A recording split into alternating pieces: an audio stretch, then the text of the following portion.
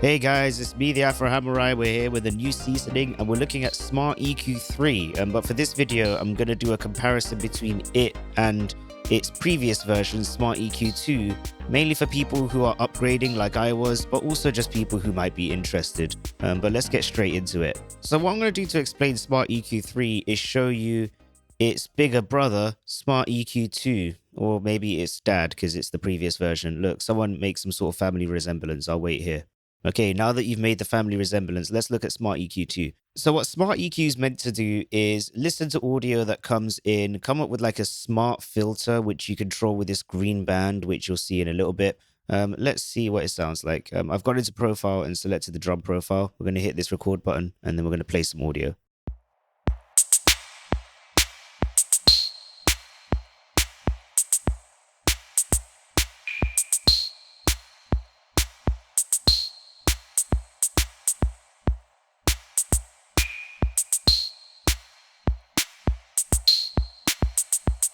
And basically what you do is you can drag this up and down, and that will either apply more of the filter, none of it, or it will reverse it. So then that way you get whatever was boosted being cut and then whatever was cut being boosted. You can also drag off to the sides and it will change its bandwidth, and also drag these little bits and pieces to do that too. And that's Smart EQ2. So they had a version before this. This was the version I originally bought, and I gotta be real, I just didn't use it. Didn't use it at all. I used it for a little bit and then realized that I could do better than what this was doing with its filtering for what I wanted my music to sound like, because at least with the drum preset, it left everything in the high end feeling a lot more harsh. So I had to do a lot of corrective EQ before I could even do something that was remotely fun. Also, it's limited to only these bands, which are, your high pass, your low pass, and then your 5 bands in the middle. But let's stop talking about Smart EQ2 because we know what it does. We know how it works. We're going to close that and we're going to bring across Smart EQ3, the one that everyone actually wants to look at. Yay! This is, I got to be real, just much better in almost every single way. I think any complaint I had about Smart EQ2, I don't have with Smart EQ3 because it's just like objectively good. I'm going to go into the same preset, and the first thing that you'll notice with Smart EQ3 is when I start recording some audio into it, it just gets to its result way quicker. Watch this.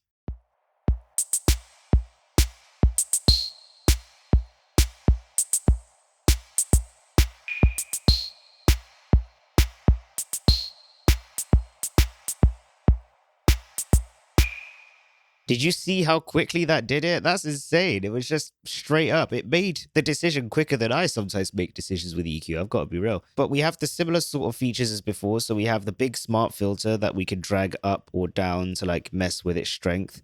We can change its width by scrolling on it. Whoop. So I can have it across the entire thing, or I can have it not across the entire thing. I can also add a level of dynamic.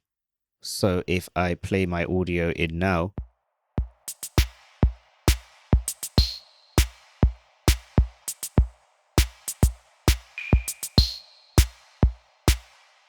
so if you guys saw my review of Smooth Operator, this isn't exactly Smooth Operator from what I know, because it's still doing dynamic EQ as opposed to spectral compression.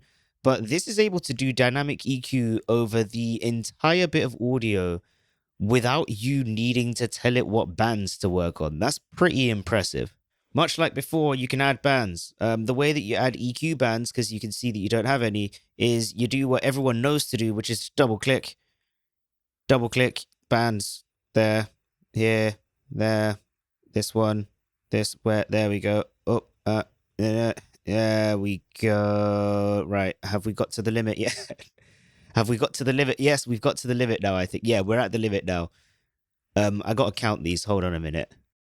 We have 24 bands. I finished counting them. So you can have 24 EQ bands, and they don't have to all be proportional cues. You can have them be shelves. I can make them tilts. I can make it a high shelf. That high shelf needs to, there we go. I could do whatever I want, really. I could have cuts. I can set this up however I want. It's basically like using FabFilter. You just go and pick where it is, and that's what it does. It is insanely brilliant. Also, click on a band. Click. Mid. side, or stereo, all in one EQ. You still have the limit of the 24 bands or whatever it is I said. I think it was 24. Yeah, it was 24. Like you still have the limit of 24, but you can set these to be like a combo of stereo, mid, or side bands. This is great. I've got to be real. Like, this is really good. Now, you might think as well, oh, well, you have 24 and then this, you have 25 bands. That's a weird number. Yeah. Click that, hit plus. Now you have two. You have two smart filters. I can make this one not dynamic, and then I can have this one be dynamic over the top. I can do that. Look.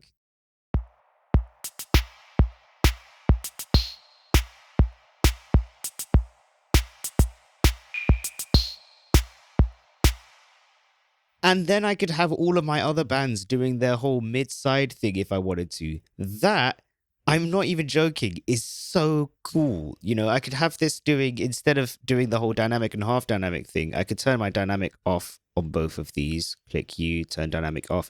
And I could just have them working separately. So I can have a really small band here for my high end that just works to like tame that a little bit. And then I could have this just for the bass and have it be a little bit dynamic. And that's about it. I can change the slopes on each of them by either like dragging here or by clicking and then doing like a little bit of some scroll magic. So I can have it go really calm in and then be really harsh out. So I could have a little bit more of like a slightly more surgical thing going on here. Like not like brick wall, but slightly more surgical. And then I can still have my EQs here to do some little mid sculpting if I wanted to. That's so cool. For real. This is really good. All of a sudden, this has actually become a really usable EQ with a lot of features that I'd expect from really expensive ones, for real. And that smart EQ is what I would be saying if I was done. I'm not done yet. You see this, join group. You click that. I'm going to make a new group. I'm just going to call it new group script. And you can see that I put instances of Smart EQ3 onto my other two tracks. So I can click these and drag it in, and I can put the bass and the drums at the same level, and I can have my synth at the top. And then I can set this to synth, and I can set this to bass. And I can click learn on both of these, and then I can play my audio together.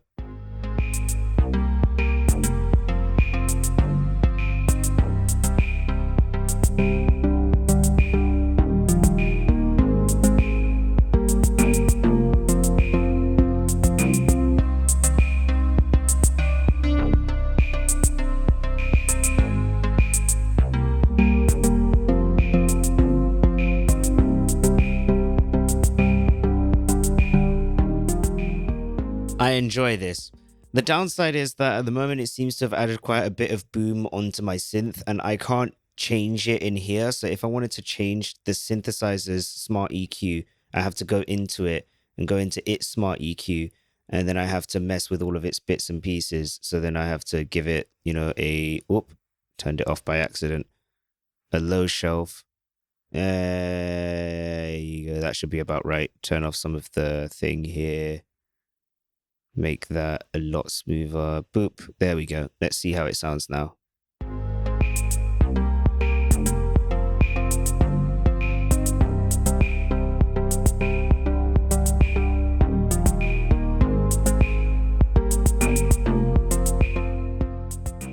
Yeah, that sounds a bit nicer. You can also turn Analyzer on. And if you have things grouped up like how we do here, I can turn the Analyzer on for all three of the tracks and have them show up at the same time.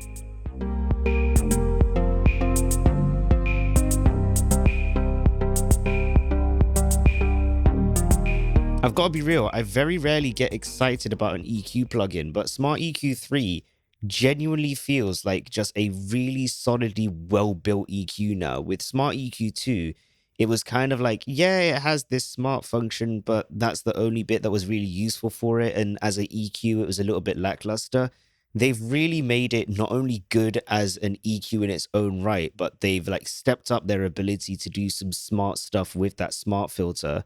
And with the groups function, it can make your mixing go at least a lot quicker. As I said in a previous video, this won't make your mixes perfect because it's still a tool, it's still software. But what it does is it automates a lot of the boring stuff out of trying to find balances and trying to make sure that things don't clash with each other. I really enjoy it for that.